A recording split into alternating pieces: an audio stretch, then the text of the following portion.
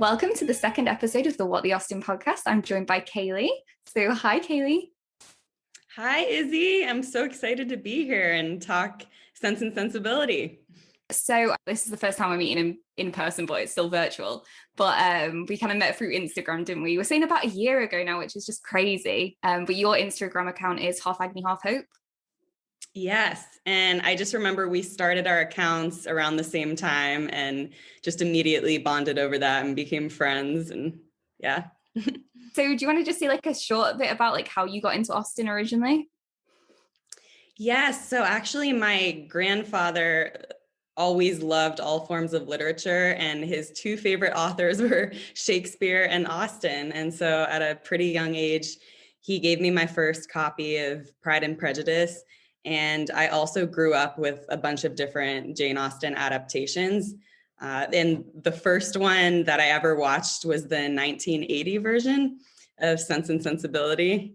And Sense and Sensibility is actually my favorite Austen. So I'm really excited to talk about this particular novel today. Yeah, I was going to say that's super fitting because today we will be focusing on Sense and Sensibility and Brandon as a character and how he is, I don't know, drawn the short straw is what we've been saying. So we're hoping this podcast is going to be in defense of him. So we're going to go with the misconceptions first, and then we're going to try and build his character back up. I think that's our plan. Yeah, we want to make you all Brandon lovers by the end of this. Right, absolutely. So on that point, I'm gonna say like when I think about Brandon, what I originally think before I kind of planned for this podcast before the rereading. So I genuinely just thought of him as like this old guy who's super boring and not very attractive. And just, to be honest with you, I thought he was forgettable. Like I'd just be there like, Brandon, no, he's not even on like my top 5. And yeah, I totally just brush him aside. And the reason that I kind of came about doing this podcast is when I was on Instagram, I was chatting to at Disney Princess Lessons, so Anne from that account, and she was like saying to me like, it's so unfair how like Brandon's being cast in adaptations, etc. And I reread Sense and Sensibility recently, and I totally changed my mind about him. So that's what kind of drew me to be like, maybe I should reconsider Brandon as a hero. So yeah, I'd love to know like what your preconceptions of Brandon were, misconceptions maybe, like what are your first instincts? Absolutely. What stands out is I remember when Marianne talks about how he complained of a rheumatism. And so I also thought, oh, he's this old man. I remember he's described as silent, grave, just kind of depressed, down in the dumps, and frankly boring. Like, and I really thought of him as this old man. And I think the adaptations don't help with that because they cast him as so much older looking than he actually is. But when you read the book, he's not that old. So yeah, no, that was exactly my first impression. No, so the point is that Brandon is actually 35, which nowadays is not old at all. Like you're still pretty young at 35. But throughout the book, he's just considered as being like this ancient guy. Which is just crazy. So I was saying to you earlier, wasn't I, that actually I did a bit of digging, and Brandon is actually only 7 years older than Darcy. So, I mean, Darcy's like the hero, right? Totally. And the way they're portrayed in the movies, you would think that there was a 20-year age difference. So that's amazing to think about because we all think of Darcy as this young, handsome hero. And then, Brandon really, a lot of people consider an old man. Right, absolutely. And then also I was saying that Wentworth is actually also in his 30s. And we don't think about Wentworth as being like old and decrepit. So to just start off with, we just need to reevaluate his age because he's not that old. 100%. And I think too, a lot of people just have prejudice against him because he's interested in Marianne and she's 16. I think it's also the fact that Marianne's so young. Like if we think about Darcy being 25 and Lizzie Bennet being 21, they're very close in age. But the fact that Brandon is 35 and Marianne's 16, a lot of people automatically will write him off because they'll go, oh, that's perverted, because in this day and age, we can't do that. But we do have to remember that the times were different then. Like back then, you could marry your cousin. If anyone did that now, we'd be like, what's wrong with you? But in that day and age, it was more acceptable to marry someone who's a little bit older. So I think that's another reason why people just automatically write him off. But we have to make sure to remember what the time was and adapt accordingly.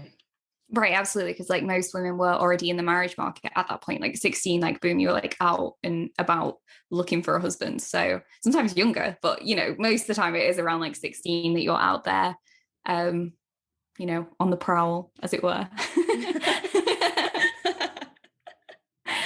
So I thought we could kind of get into what I think adds to the misconceptions about Brandon. And I think that's how he's described at the start of the novel. So I've got like a couple of quotes here I thought we could go through. The first is, his appearance, however not unpleasing, in spite of being, in the opinion of Marianne and Margaret, an absolute old bachelor. For he was on the wrong side of 5 and 30. The wrong side. I'm laughing so hard because I wrote down the exact same quotes. I have absolute old bachelor, wrong side of 5 and 30, neither very young nor very gay, silent and grave. I've got advanced state of life. I mean, what? That's how I would describe someone in their 80s. You know, like, yeah. So I think the reason all of this is happening is this is how Marianne is viewing him. And so it's all very exaggerated, but no wonder we think he's older than he is. Right. And then there's even like a part later where she's saying like she doesn't know whether to laugh at the fact that people are thinking about them being together, because she can't even imagine what somebody of Colonel Brandon's age would even be doing looking for a wife. I know. I wrote down that Marianne says he might have outlived all acuteness of feeling. Like he's so old, he couldn't possibly love anyone anymore. That's way in his past. So everything's just really set against him at the beginning. It really is. And I think when you start reading that, you're literally just like, okay, let's just brush like Brandon aside because he just sounds awful. Also, at the time, you are kind of rooting for Edward Ferrars to turn up because that's already like, you know, that's budding between him and Eleanor. And so I feel like once you've got that kind of good vibe between Edward and Eleanor, then you're like looking at Brandon and you're like, okay, what's Brandon doing here? He's just like not an appealing hero. Totally. And I think that's such a good point that you bring Edward up, because Edward and Eleanor have such a similar disposition. So they just seem like such a good match. They're both, you know, sensible, calm. And so then when you see Colonel Brandon and Marianne, you're like, oh my gosh, their ages are different. Their temperaments are different. There's no way that these two could connect. Let's just get them out of here. Right. And she even makes the point, she's like, oh, he's not interested in music. He's got no spirit. Like he's like really dull. And obviously Marianne as a character is like really bubbly and, you know, loves music and is very opinionated, but in like a naive kind of way. 100%. And actually what's so interesting is even though she says all of this stuff at the beginning, calling him the absolute old bachelor, silent and grave, all of these negative things, one of her first experiences with Brandon, Marianne actually respects him. I took note of the scene where she's singing for everyone, like she's singing for John and Lady Middleton and Mrs. Jennings, and they're all asking her to sing, but then talking over her and not listening. And Marianne, it said that Colonel Brandon paid her only the compliment of attention, and she felt a respect for him on the occasion. And she appreciated his pleasure in music, though it amounted not to the ecstatic delight. And I think because Marianne thinks that any feeling you have should be this exaggerated emotion, she doesn't respect Brandon, even though from the start, he does appreciate music. He's the one who's paying attention to her and being respectful to her, while everyone else is being a jerk and not appreciating her music. Right, he's so attentive to her. I mean, it is kind of borderline creepy, that the fact that he's always like referenced to staring at her and like looking at her, and Mrs. Jennings always like she saw him again staring at Marianne across the room because he was in love with her. I was like, oh Christ, things have escalated quickly. Oh my gosh, wait. So yeah, that's exactly what I was thinking too. I was like, why are people not really on board with Brandon? And when we were thinking about the misconceptions, I think one of the biggest turnoffs is throughout the novels, he doesn't really communicate with Marianne that much. He's always just sort of observing her, staring at her. Like it can be a little creepy. He talks to Eleanor about her. And I think it's sort of out of this respect for all the trauma that Marianne's going through. But you can understand why people would be like, dude, just talk to her, Why are you staring at her? Right, literally. He always communicates for other people as well. It's so creepy. I don't know if it's because he's like, Marianne would never be interested in me. In fact, like I know Marianne's got that kind of the weird thing about like she doesn't like people who've been in past relationships or something. Like she's like they're kind of used goods now. She's got that kind of like thought process. And so I don't know if it's that he's like, I'm unworthy to even like converse with her, maybe. It's a bit strange. I would be kind of creeped out if someone kept staring at me that much, but you've got to give it to him that he shows her so much attention, regardless of what he gets in return. Like she doesn't communicate with him, but he doesn't care. He's still, he just wants to be in her company, I think. 100%. And, that's one of my favorite things about him is I think he sees Marianne at her worst. Like he sees her basically so sick. It's almost like she's on her deathbed. He sees her when she's behaving really poorly and rudely to everyone because she's so self-absorbed and like focused tunnel vision on Willoughby. He sees her at her worst and he still loves her and appreciates her amiable qualities. And I love how steadfast and loyal he is in his appreciation for her. Yeah, I love that. So it's funny that you should say about the way that she behaves with Willoughby, because I think that after Marianne's made her point of what she thinks about Colonel Brandon's age, this is only embedded more when she's with Willoughby. And literally, I'm trying to think which chapter it was now. Oh, right, chapter 10 is literally just Marianne and Willoughby just ripping into Brandon. I swear yes. down. It was even to the point that Eleanor pities him because they're so prejudiced against him. They say he's neither lively nor young. And they say that Willoughby says this particular line, oh my gosh, Brandon is just the kind of man whom everybody speaks well of and nobody cares about, who they're delighted to see and nobody remembers to talk to. I'm just like, oh my God, that's just like so brutal. Like he's only met him a couple of times, right? Putting aside all of the other weird connections that they're going to have later on, because considering he like impregnates his ward.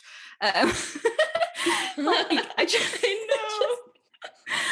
like, how can you be so rude? And he just keeps saying, oh, well, I respect him, but oh, this, but. And it's like, stop with the buts, Willoughby. Like, stop tearing into this guy. And Marianne just jumps right on in there. She's like, he has neither genius, taste, nor spirit. His understanding has no brilliancy. And his voice has no expression. I mean... Which, yeah, that part is so mean-spirited. I keep thinking, how could they both be so mean? And it's so interesting because when Marianne agrees with Willoughby being like, he has no genius, taste, or spirit, that's contradicting what she thought about him earlier, because it says earlier that she actually respected his attentiveness to her and interest in music. So that just goes to show she's just trying to agree with everything that Willoughby's saying. But I do find it so interesting too that Eleanor picks up on the fact that Willoughby is immediately threatened by Brandon. Even though Willoughby, is described, I wrote down, he has this influence of youth, beauty, elegance. He's very idealized in his description. Right, he's like the opposite, isn't he, of Brandon? Yeah, manly beauty, more than common gracefulness. There's a lot of emphasis on his being lively while Brandon is being grave. But despite all of that, Willoughby has this intuitive sense of being threatened by Brandon. And I think it's the same chapter that Eleanor kind of calls him on it and asks him, why are you so predisposed to dislike Brandon, and Willoughby basically responds, I can dislike him if I want to. Right. Paraphrase. Yeah, it's actually so dark. I feel like Eleanor is always to the defense of Brandon. Like when they're at that picnic and they're literally ripping into him, she's literally there like, why is this so like important to you guys to be so awful about this man who has not done anything to you? He's not like got any bad intentions to you. She just couldn't understand. And she literally says she could not understand why he was want to undervalue his merits so much. Like it is pretty bizarre, and it's so extreme. It makes me feel kind of uncomfortable, to be honest with you. Like it didn't originally, because originally I was like, yeah, Brandon, this old guy who's like boring and dull. But now when I've reread it, I'm like, actually, they're so awful to him. I don't know if that's like as I've grown up, like when you read Austen when you're younger, maybe you do just kind of agree with Marianne because you're in the same kind of mindset. You're like, actually, yeah, like if I was like, you know, I mean, if I was reading it when I was like 15, I was like, oh gosh, if I was 17 and a 35-year-old liked me, that'd be so gross. Like, do you know what I mean? But once I know, I'm like, now I'm in my 20s, I'm like, actually, that's, you know, he sounds like a respectable kind of guy. 100%. I felt the same way when I was younger, especially watching the adaptations when I was a little girl. I always idealized Marianne, and I was like, she's so pure and truthful, and she feels all of her emotions deeply. And then as I've grown up, I'm like, oh my gosh, that's so self-absorbed to do that. And I actually admire Eleanor more. And I feel like I used to also idealize Willoughby, and now I'm appreciating Brandon more, because I just think that there's this emphasis on Marianne appreciating people who are lively, exaggerated with their emotions. And she keeps saying an openness and frankness. And she describes Willoughby that way. But ironically, Willoughby's not open with Marianne about one of the most important things. And also there's this really interesting scene where there's always an emphasis on how similar Marianne and Willoughby are and how they have all of the same interests. But actually, Willoughby kind of goes along with whatever Marianne's interests are. So I thought this was really interesting at the beginning, at the beginning of when they're first getting to know each other. Her favorite authors were brought forward and dwelt upon with so rapturous a delight that any young man of 25 must have been insensible indeed, not to become an immediate convert to the excellence of such works, however disregarded before. Their taste was strikingly alike. So I just feel like that shows that he didn't actually appreciate all the authors that Marianne did. He wanted to go along with whatever would make her excited about him. Right. So he's not fully authentic the way Brandon is authentic. He's just more understated about it.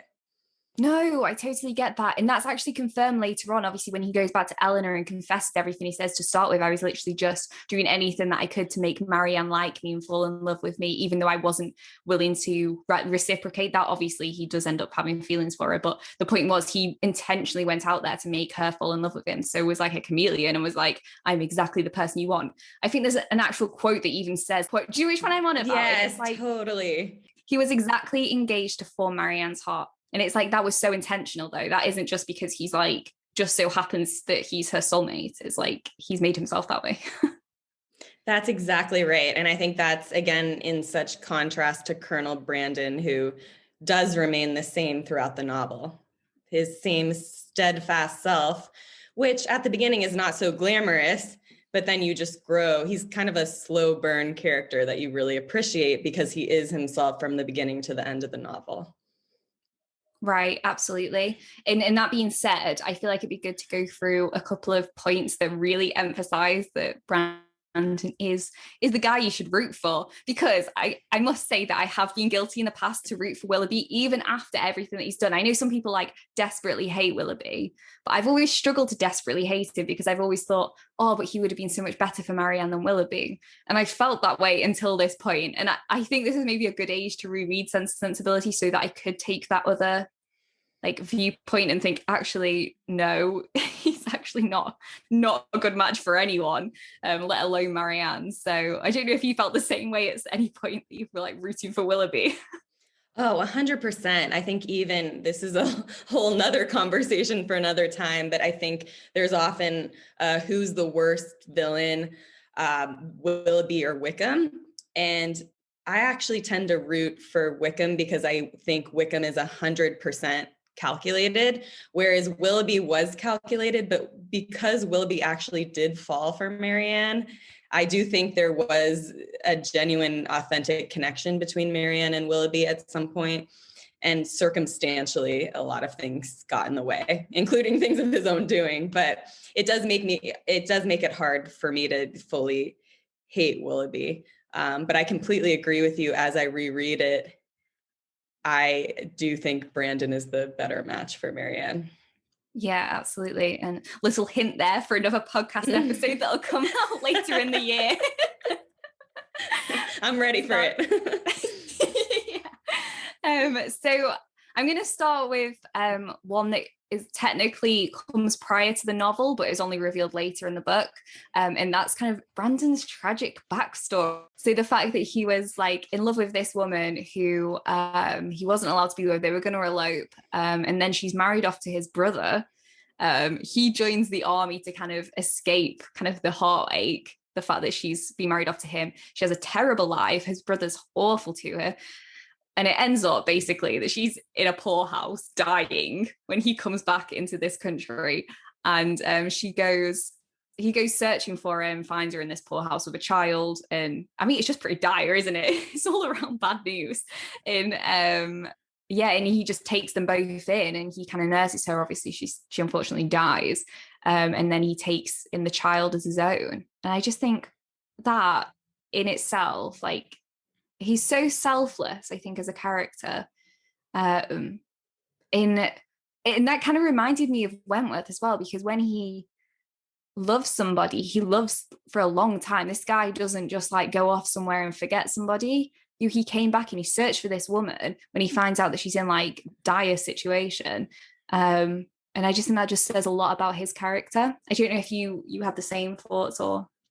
Yes, he's such a nurturer. He's so generous. And what I got from that story too is he really just puts doing the right thing and prioritizing the people that he cares about over caring about his reputation. Like it really struck me that he was okay with the fact that everyone assumed that Eliza was his natural daughter, which for that day and age, yes, it would have been way worse for a woman than a man. But that's still pretty scandalous that people would think that he had a child out of wedlock. And he was okay with that happening to ensure that he could take care of this girl and in honor of the woman that he loved. So I just find that so redeemable. And I think going along with that too, Brandon just really doesn't care what other people think when it comes to doing the right thing with regard to giving Edward the living as well. He must have known that would really upset people. And it kind of made it look like in other people's eyes that the reason that he was giving Edward the living was to ingratiate himself with Eleanor in some ways. Like, remember how not everyone, but Mrs. Jennings and other people think that Brandon and Eleanor might get together. Yeah. And so he doesn't care what other people think. He just goes, I'm going to do the right thing. And the fact that Edward really is almost a complete stranger to him, but if he sees any wrongdoing, he jumps in and helps as best he can while remaining really humble. Like, Brandon is just an extremely humble character. And again, I think part of the reason he observes Marianne more than talking to her is he really doesn't feel like he deserves her. And yeah, he's just right. To be able to go through your life, do what's right, be authentic, follow your own whatever path. And not worry about what other people are saying about you, worry about the gossip, because I mean, Mrs. Jennings is like the gossip queen. And he's surrounded by people like that, but yet he just continues to go through life. Like, he doesn't even fret about it. He's like, I think Edward's a nice guy. I'm going to give him this living of like £200.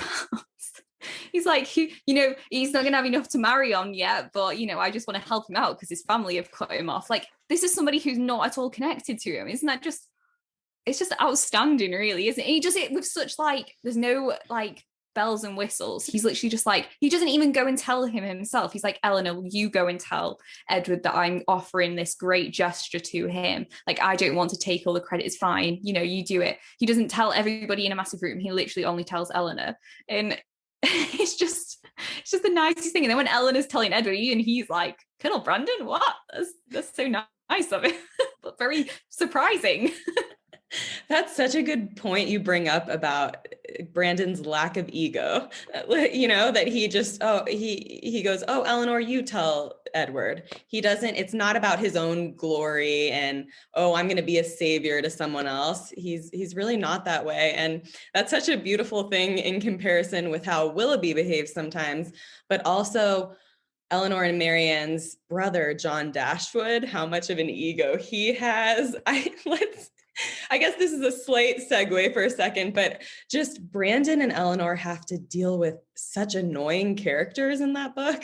As much as I love Sense and Sensibility, this last reread, it really struck me how many stuck-up, selfish characters there are, whether it's Mrs. Ferrers, the mother, Lucy Steele, John Dashwood, all of these different characters who are so thoughtless. Even Mrs. Jennings, who I think at the end has a good heart, just is out of it.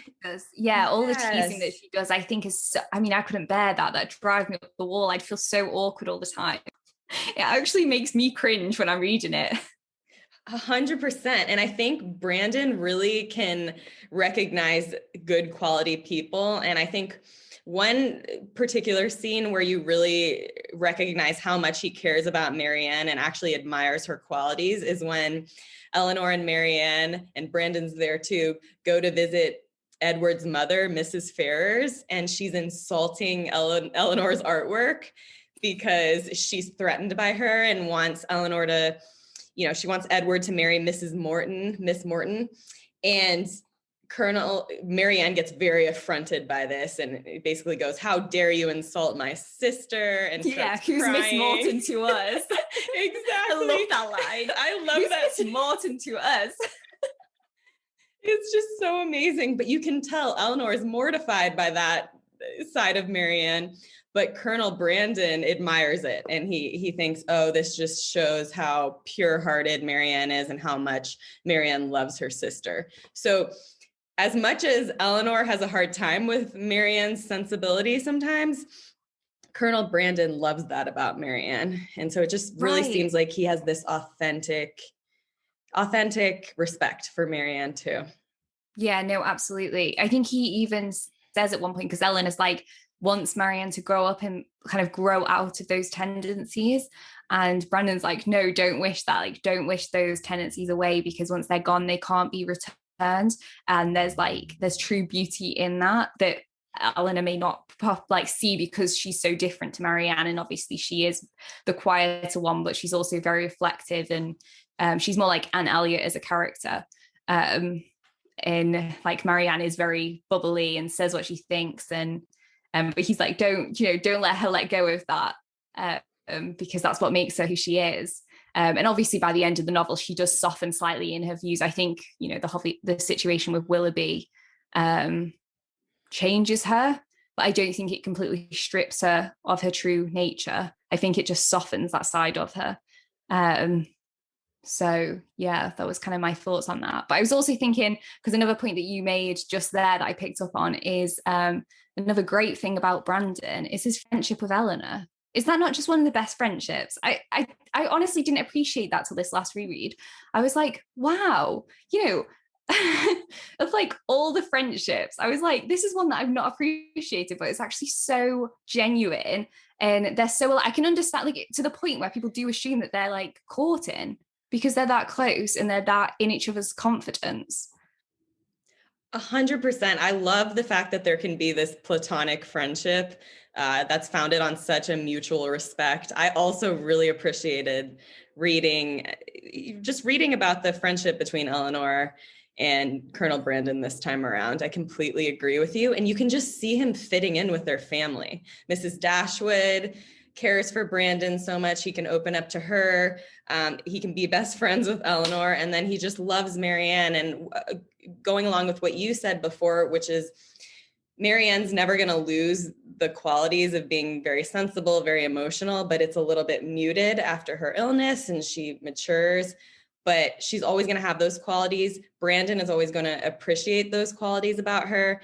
And I just feel like they're such a good balance for one another. It is sort of an opposites attract situation. And I was just thinking now that there's this wonderful quote, and I'm trying to remember which chapter it's in, but even though they describe Brandon as grave at the beginning of the novel, there's a part where it says his gloominess is not a natural temperament, it's more his circumstances, what's happened to him. So I think as much as Marianne, who was too emotional at the beginning of the novel, balances out, I think that Brandon being happy with Marianne will also raise his spirits. So they'll be on a similar level. Right. Yeah, no, I can totally see that. And you can tell by the end of the novel whether like how happy he was to be with her. And I think he deserves that after everything he's been through, after being so selfless and so attentive to her. I just think, well, actually coming on to that, another thing that's like amazing about Brandon is when Marianne's like basically on her deathbed, which must be traumatic in itself, considering he's already had a lover die. Oh my gosh. Now he's got another one. He's also got a fever and could potentially die. He stays there, and then he also goes and fetches Mrs. Dashwood. Like he travels all that way. He says to Ellen, like, I'll go and ride and I'll go and get her and I'll bring her back in my carriage. I'm just like, wow, that's like so, that's so nice. Like he appreciates that Marianne wants her mother there and he wants to fulfill that need. He's like, right, I will go and get her. Yeah, I just think that's such a moment where you're just like, Brandon, what a guy. I completely agree. And if you think about the 5 love languages, Brandon is all about acts of service. And I think that ends up meaning more to them in the end, whereas Willoughby was very much these flowery words of affirmation, but they didn't have that sustained weight. No, they didn't have any substance to them. And like you're saying, they were very much like he'd made them specifically to please the people around him. Like is a little bit manipulative, I'm not gonna lie, and a little bit creepy. Although on the feeling of creepy, it is a bit creepy that Brandon declares his love to Mrs. Dashwood in the carriage. Well, not to Mrs. Dashwood, about Marianne, which I think if somebody declared their love for me but told my mother, I think that would be really uncomfortable for me. I'd just be like, oh, but this does change Mrs. Dashwood's opinion. She says like he's not as handsome as Willoughby, but he's much more genuine. And I think once he gets her on board, which wasn't his intention, like he didn't tell her because he's like, please set us up. He obviously just tells her because he's that concerned that she's going to die. And it was like in that moment they could share in that worry and their love for Marianne. But yeah, it's a little bit weird, but it does kind of work out for him in the end. I completely agree. I felt weird about it as well, but I forgive him because I think they were just both in such a state of feeling like Marianne was going to die and he wanted to get this off his chest. And just like you said, it's extra triggering for him because he's already lost someone in his life that he loved very much that is very similar to Marianne. And I agree that is a bonding moment, even though it is slightly weird, a bonding moment between him and the mother. And it just reminds you that he gets along with all of the members of the family so well and really just will fit in. And again, what I was saying before about the Marianne and Colonel Brandon's spirits being kind of balanced out by the end of the novel, I found the quote that I was thinking about. And it says, his manners, though serious, were mild, and his reserve appeared rather the result of some oppression of spirits than of any natural gloominess of temper. So I think when he's described as dull, I think he's just really depressed, and that's not actually his natural disposition. So I can just imagine he and Marianne actually really being on a similar level when they're happily married. And it does say too at the end of the novel that Marianne was just as passionate and just as excited about Brandon as she was about Willoughby, if not more, by the end of the novel. So That was heartwarming. No, absolutely. No, I think it is because Marianne is so in love with Willoughby.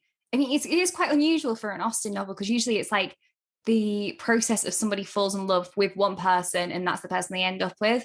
Whereas Marianne falls in love with somebody and it happens to be the wrong person. Like she actually deeply falls in love with the villain. Like obviously some people have like mild feelings for like Elizabeth and Wickham say, you know, she does like him, but it doesn't go to the extent that she feels for Darcy. But obviously Marianne actually deeply falls for Wickham. And so I think she probably goes on a stronger journey than maybe even a lot of the other heroines because she has to fall in love, then have a broken heart to then come back out of it, to then appreciate a different man who's actually always been there, but she's not been able to appreciate because she's been so madly in love with the wrong person. And yeah, I mean, what are your thoughts on that? I just think it's pretty crazy, really. You've got to give it to her. She really goes on a journey and off. I think that's such a good point about comparing Marianne and Willoughby's relationship to Lizzie and Wickham. Lizzie is just not affected by Wickham in the same way, whereas Marianne, deeply falls in love with Willoughby to the point where she almost dies because she's so depressed that she can't even take care of her body. And I think compounded with that, she realizes that her sister has been going through a similar heartbreak, thinking that she's lost Edward for forever. And her sister has still, made the effort to get along with everyone, entertain everyone. Her sister's held in all of her emotions. So I think it's more than Marianne just losing Willoughby. She realizes that her tunnel vision on Willoughby has made her so selfish and not being able to be there for her sister the way that Eleanor's been there for Marianne. Right, absolutely. And I think that also feeds into how Eleanor and Brandon are similar because Brandon is he is so attentive to Marianne without needing anything in return.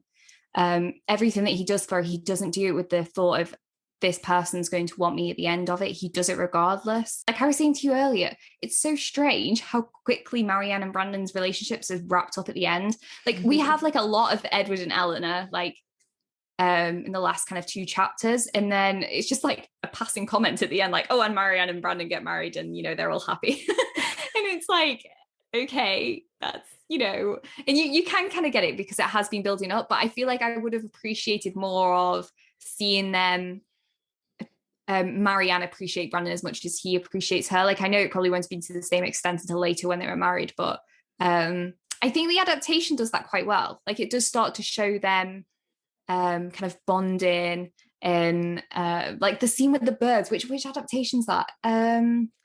It's the 2008 BBC version where he's holding the hawk. Yes. That's a beautiful moment. And there's also a scene where she's just playing the piano in that one and he walks in and he's just smiling at her. And I do think that the adaptations do a beautiful job of supplementing their relationship and just adding some details that I think as readers we frankly needed. I totally agree with you. I think they wrap up Marianne and Brandon getting together too quickly. We needed another chapter from Jane to really see how Marianne starts appreciating Brandon. And so I do like some of the extra scenes in the adaptations that kind of augment what happens in the books. Yeah. Obviously, what we don't like about the adaptations is that Brandon's cast so old, because I think that really affects the way that you perceive him.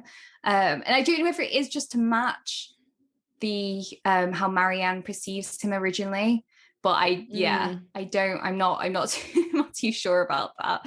But there's a couple of other things that happen in the adaptations that I thought it would be just fun to discuss. Like we were saying, the difference between how she becomes ill in the adaptations compared to the book. So I was pretty shocked to realize that her fever is brought on by walking in tall grass. As opposed to being out in like a horrific thunderstorm where she basically falls over on a hill because it's raining that much, and Brandon has to rescue her and pick her up and carry her in, which is, you know what I mean, for the adaptation that's a really exciting scene, and then you find out it's not even in the books, that she's just deteriorates from this walk in the long grass.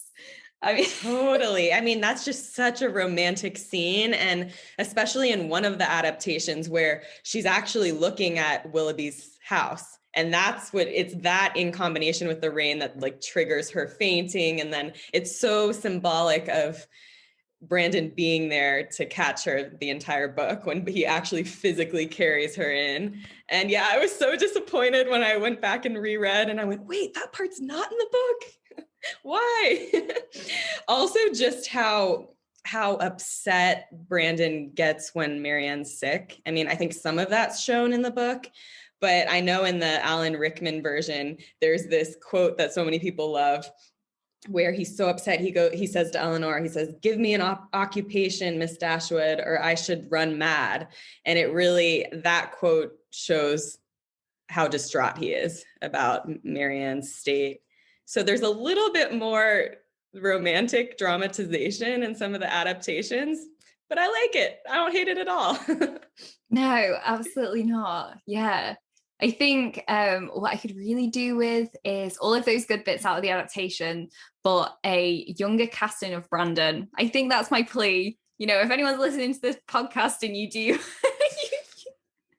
you work for ITV or something, you know, let's get a younger cast Brandon out there. That would be awesome, or at least somebody who is the age of him.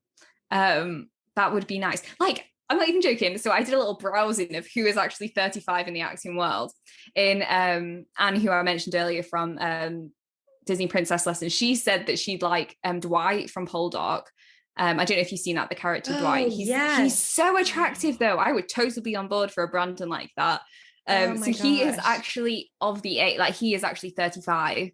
The point is, as long as you've got like a really, really pretty boy for Willoughby, I think you can have an attractive man for Brandon. Do you know what I mean? I think it's more their personalities that makes the big difference. I don't think it needs to go off appearance, because unfortunately for like the adaptations, it is something that draws your eye and you're like, oh gosh, I'm going to disregard Brandon because Willoughby's so attractive, which obviously shouldn't necessarily be that case, but it is. And I think it should go more off their personalities and they should be more balanced in the casting. I completely agree with that. I think that's very important. And I think too, casting him as his age and as a handsome man really makes them more rivals. And exactly what you said, it makes you not write Brandon off. And also, I think it would make the movie funnier. It would show how ridiculous Marianne is being if you have this very handsome 35-year-old in the role and Marianne is calling him an old bachelor or being like, he complained of rheumatism. He's just an old man. I think that would emphasize how ridiculous Marianne's being and how naive she is. I really think that would augment what Jane Austen is trying to show us in the book. Right, absolutely. That it is the fact that it is more prejudice than anything else. Yeah, it's interesting that this wasn't called Pride and Prejudice. Prejudice so and ageism. There's a serious issue with it in this book. It's crazy. Maybe we can have a modern day adaptation called Prejudice and Ageism. I love that.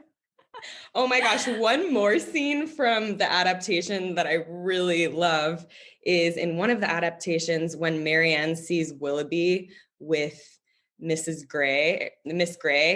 After all that time of not seeing Willoughby, she's so distraught, she faints, and then Colonel Brandon catches her and takes her home. And I know it's so dramatic, but I do love it. And I was also couldn't believe when I was rereading that part wasn't in the book. I like this theme of Colonel Brandon catching her. Yes. Oh my gosh, that's such a good scene. And Miss Grey's face, she's like actually mortified. And she's like, why are you speaking to my future husband? And Willoughby's like all awkward. And then Brandon's just there like, got you. And he's just, he's always just around. Because that's just what Brandon's like. He's just like creeping on her all the time. You're right. Miss Grey has such a stank eye. The look on her face. It's like, girl, calm down. It's so true.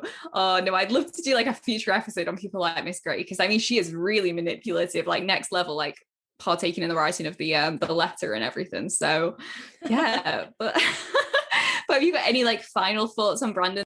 Yeah, again, I think he's a character where you need to reread the book twice and then you just appreciate him so much more. Right, absolutely. I think this is definitely a book that you need to read at different stages of your life to appreciate different characters. And we love Brandon because he's loyal, steadfast, and honest. Yeah, he's a good guy. He is a good guy. He's so a there catch. We go. Yeah, we hope we've convinced you of Brandon, but I definitely recommend rereading the book with bearing this stuff in mind. So just to finish off, where can people find you? Because your Instagram quotes and everything, I love it, and they're all handwritten, which is insane. Because if I was to handwrite my notes, they just look horrific, but yours look wonderful. So. Thank you. Well, Jane Austen was really what inspired it during the quarantine. Jane Austen always makes me feel like home. So I started using Jane Austen quotes and then I've expanded more. But yeah, I'm half agony, half hope. And go find you. Yeah. That's okay. I hope you follow me. I'd love to talk about Austen.